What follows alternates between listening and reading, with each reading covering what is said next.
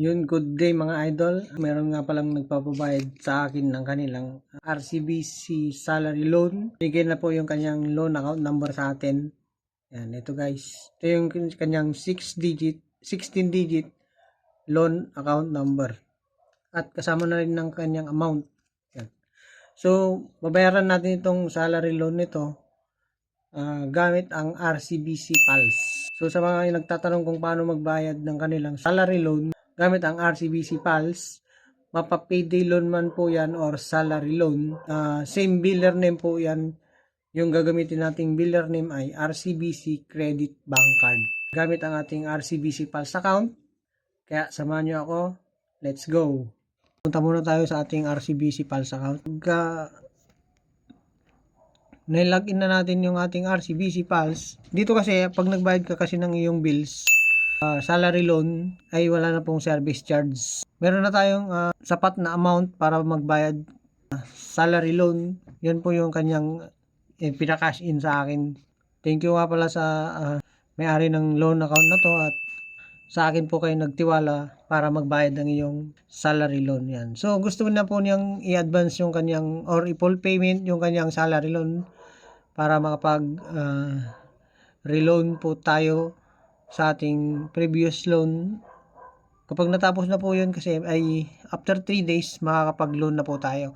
Puntahan po na natin ang pay bills po. Pipindutin natin yung pay bills. Ito.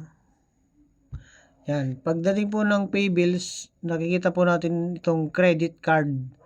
I-click po natin itong credit card. I-search po natin dito yung biller name po na RCBC Credit Bank Card. So, dalawa pong nakalagay dyan. Baka malito po kayo. RCBC Bank Card USD at RCBC Credit Bank Card. So, ang pipiliin po natin dito is yung nasa bandang baba, which is RCBC Credit Bank Card. Pambayad natin ay kukunin natin sa ating bank account. Yan, sa ating RCBC Pulse. Click lamang po natin itong tapat ng ating pangalan. Yan. So, sa ating card number po, ang ilalagay po natin dito sa card number ay yung 16-digit loan account number. Yan. So, binigay naman na po kanina to. At ilalagay na po natin. Lagi po natin i-double check yung ating nilalagay na loan account number kung ito po ay tama kasi masyado po itong mahaba.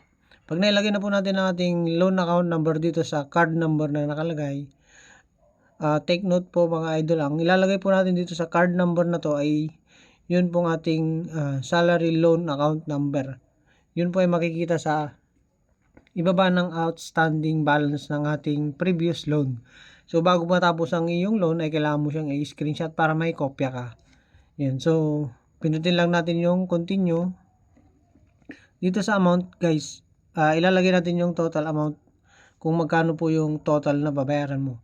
Bali, dahil advance payment nga po ito or fully paid, ay kinakailangan mo po munang tumawag sa RCBC Credit Hotline para po makapag-request ka ng termination fee of contract ng inyong salary loan. Yan. Para po matotal lahat ng babayaran, magkakaroon po ng additional payment na 500 pesos para sa ating termination fee. Yan. So, lalagyan na po natin yung total ng kanyang babayaran ay 11,306. Pagkatapos po, pindutin natin ulit ang continue.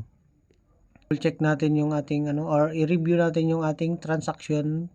Kailangan po masigurado mo po na ang biller name po ay RCBC Credit Bank Card at ang card number na ilalagay mo po ay yung pong loan account number ng iyong loan at yung amount kung magkano po yung total amount. Yan. So, i-slide natin to pay.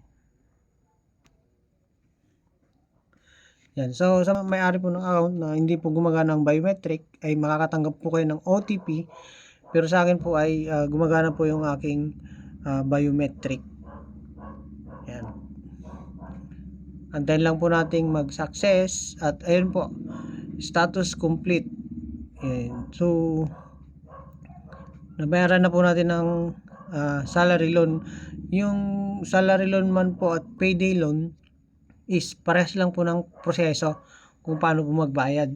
Ang kailangan lang po doon ay loan account number at ang amount ng iyong babayarang loan at ang biller name na ilalagay po ay RCBC Credit Bank Card. Yan. So, sana po may natutunan po kayo itong video na to. Yan. Ingat.